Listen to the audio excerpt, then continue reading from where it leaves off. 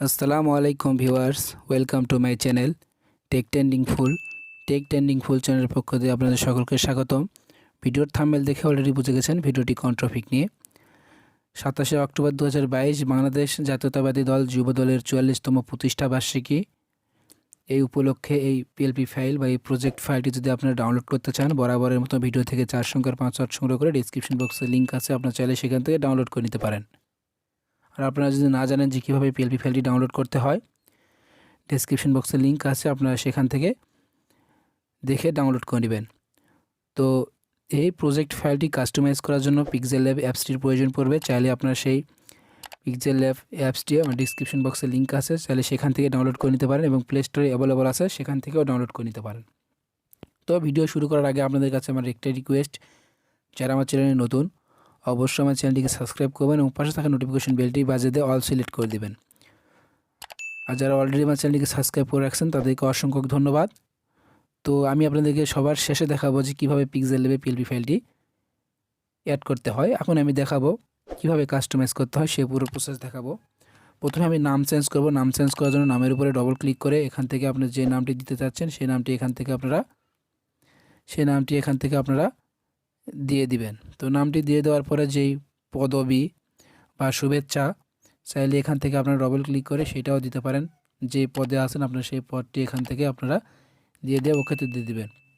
তো দেওয়ার পর এবার আমরা এই ছবিটি চেঞ্জ করার জন্য অবশ্যই ব্যাকগ্রাউন্ড চেঞ্জ করা একটি আমাদের ফটো নিয়ে আসতে হবে। আর আপনারা যদি না জানেন যে কীভাবে আমরা ব্যাকগ্রাউন্ড চেঞ্জ করব, ডেসক্রিপশন বক্সে লিঙ্ক আছে, আপনারা চাইলে সেখান থেকে ভিডিও দেখে নিতে পারেন যে কীভাবে ব্যাকগ্রাউন্ড চেঞ্জ করতে হয়।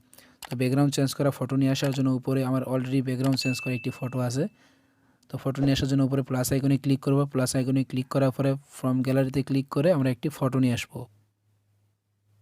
তো ভিউয়ার্স দেখুন, আমি ব্যাকগ্রাউন্ড চেঞ্জ করা একটি ফটো নিয়ে আসলাম। ব্যাকগ্রাউন্ড চেঞ্জ করা ফটো নিয়ে আসার পর এখানে দেখছেন ট্রিক মার্ক, এখানে আমি ট্রিক করে দিয়ে ছবিটি আমরা ছোটো বড় করে নেব। কর্নারে ক্লিক করে দিয়ে ছবিটি আমরা ঠিক এতে ক্লিক করব।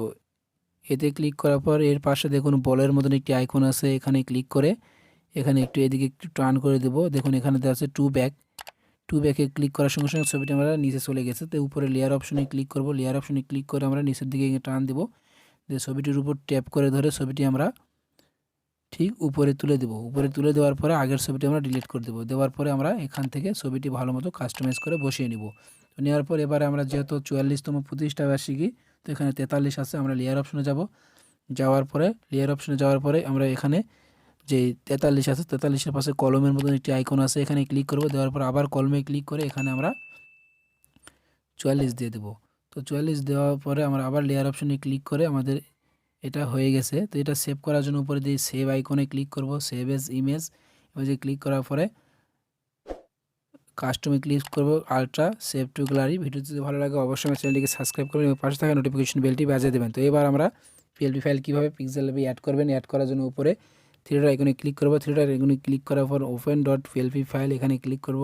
ক্লিক করার পরে ডট পিএলপি ফাইলে ক্লিক করার সঙ্গে সঙ্গে আপনাদের সঠিক নিয়মে যে পিএলপি ফাইলটি ডাউনলোড করে থাকেন, তাহলে আপনারা এখান থেকে সেই পিএলপি ফাইলটি সিলেক্ট করে দেবেন। যেহেতু আমার নিজস্ব প্রজেক্ট ফাইল, সেই জন্য আমরা উপরে তীর আইকনে ক্লিক করে আমরা এখান থেকে পিক্সেল ল্যাব যে ফাইলটি আছে সেই ফাইলে আমরা চলে যাব। যেহেতু আমার নিজস্ব প্রজেক্ট ফাইল, এখান থেকে আমি সেই ফাইলটি সিলেক্ট করে দেব।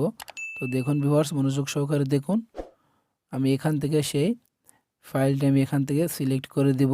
তো সিলেক্ট করে দেওয়ার পর আমি যে ফাইলটি সিলেক্ট করে দেবো, দেওয়ার পর এরকম একটি অপশন আসবে, এখান থেকে ওপেন অ্যান্ড অ্যাডে ক্লিক করব। ওপেন অ্যান্ড অ্যাডে ক্লিক করার পরে ওকে ক্লিক করব। করার পর একটু ব্যাকে আসবে, দেখুন ফটোটি আবার আগের মতন হয়ে গেছে। তো সবাই ভালো থাকবেন, সুস্থ থাকবেন, খোদা হাফেজ।